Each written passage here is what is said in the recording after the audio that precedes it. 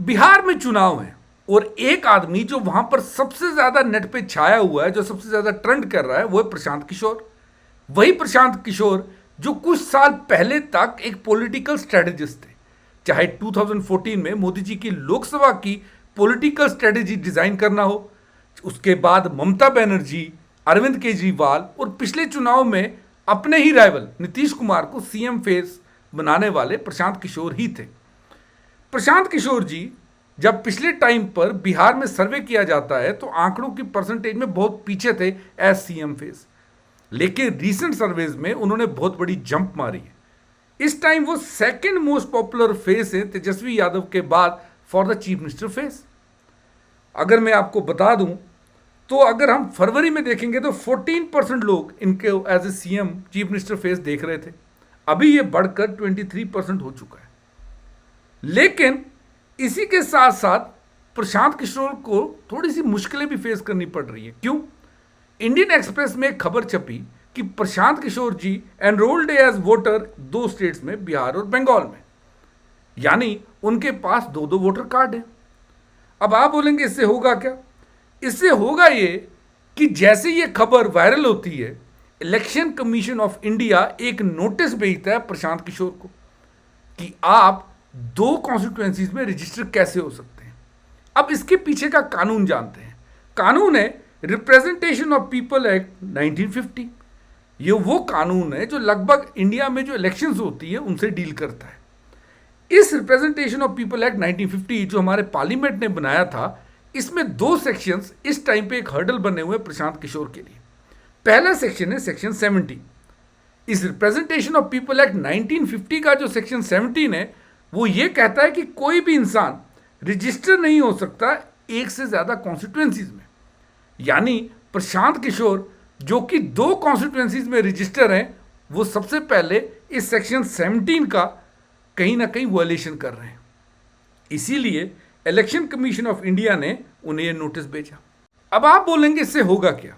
होगा ये कि क्योंकि प्रशांत किशोर जी 2 स्टेट्स की 2 अलग अलग कॉन्स्टिट्यूएंसीज में रजिस्टर्ड है एज वोटर, तो वो वायलेट कर रहे हैं सेक्शन 17 को।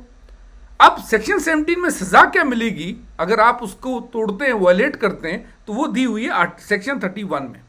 सेक्शन 31 ये कहता है कि कोई भी इंसान अगर फॉल्स डिक्लेरेशन देता है, यानी वो वोटर लिस्ट में, इलेक्टोरल रूल्स में उसका नाम 2 जगह है, वो बताता नहीं है, वो किसी भी एक कॉन्स्टिट्यूएंसी से खुद को डिलीट नहीं करता और बाद में वो पकड़ा जाता है, तो उसे 1 साल तक की सजा हो सकती है, फाइन हो सकता है, या दोनों हो सकते हैं। यानी section 17 representation of people's act 1950 अगर वायलेट होता है तो सेक्शन 31 में लिखा हुआ है कि आपको क्या सजा मिलेगी। यह था कानूनी बात। अब एक चीज आगे बढ़ने से पहले आपको बता दूं कि अनअकैडमी आपके लिए लेके आया है स्पेशल क्लास का फेस्टिवल। आप हमारी अनअकैडमी ऐप पे 3 नवंबर से लेके 5 नवंबर तक हमारी क्लासेस फ्री में पढ़ सकते हैं किसी भी एजुकेटर से। इवन आप लाइव चैट कर सकते हैं एजुकेटर्स के साथ, आप पोल्स में हिस्सा ले सकते हैं, अपने डाउट्स को क्लियर कर सकते हैं। डिस्क्रिप्शन में दिए गए लिंक पे क्लिक करके आप एक बार अपने आप को रजिस्टर कर लीजिए और अपनी यूपीएससी की तैयारी को आसान बनाइए। आपको पता होगा अनअकैडमी के बेस्ट एजुकेटर्स आपको इस टाइम पढ़ा रहे हैं अफोर्डेबल प्राइस ऑफ 24,999 में। इसके साथ आपको 4 महीने की जो एक्सटेंशन है हमारी सब्सक्रिप्शन की, वो फ्री मिलेगी। यदि आप आइकॉनिक बैच लेते हैं तो आपको ये सारी किताबें भी आपकी तैयारी में जो बहुत ज़रूरी हैं आपको फ्री में मिलेंगी। चलिए अब आगे बताता हूँ आपको। प्रशांत किशोर जी का जब ये मसला उठाया गया, इंडियन एक्सप्रेस में छपा, उनके पास नोटिस आया, तो उनसे ये सवाल पूछा गया कि आपका इस बारे में क्या कहना है।